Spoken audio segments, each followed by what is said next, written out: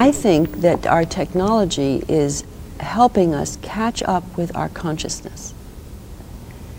It is an externalization of that which we in consciousness and in high mystical experiences have always known.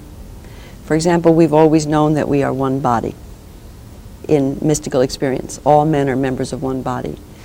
Now through the externalization in the space program and television, you see, hey, it's true. We've always known that this body is going to change. And now through genetic research, we are discovering, yes, indeed, it can be changed.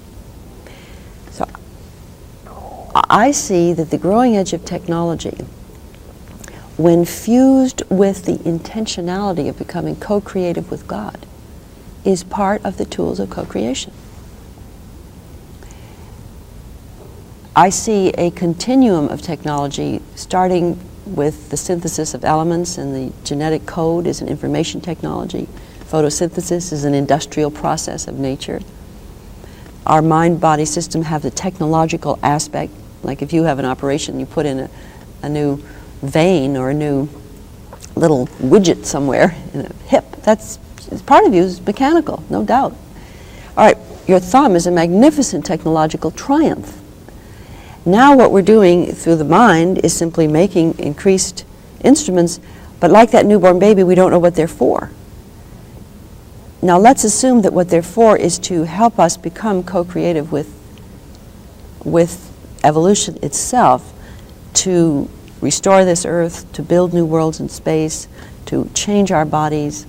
If we used our technology in alignment with the purposes laid down in the New Testament, they would help us build the New Jerusalem. And our current technologies are extremely crude compared to where they're going. And it is interesting, as Fuller and others have pointed out, the ephemeralization of technology that occurs in nature and in humans. And we start out with these great galumphing objects, and then you end up with the microchip and the laser beam and the space satellite. And technology itself is becoming less mechanistic and more bio-psycho-neurological.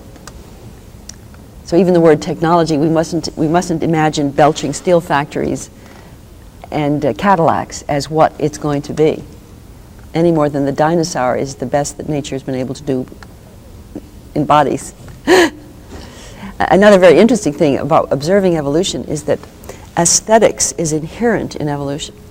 Everything that endures is beautiful. At the early phases of each form, it's awkward. The first birds, the first mammals, the first humanoids. And then you notice the tendency to sleek out. And finally you get a beautiful form, a cat, a tiger, a turtle, a bird. Now in this analogy, we haven't gotten there yet. Our technology is still ugly. We're not really creating beautiful environments. We're new at it. However, if we survive, whatever we create will eventually be beautiful too, or it won't endure. You know, just taking the 15 billion year trend.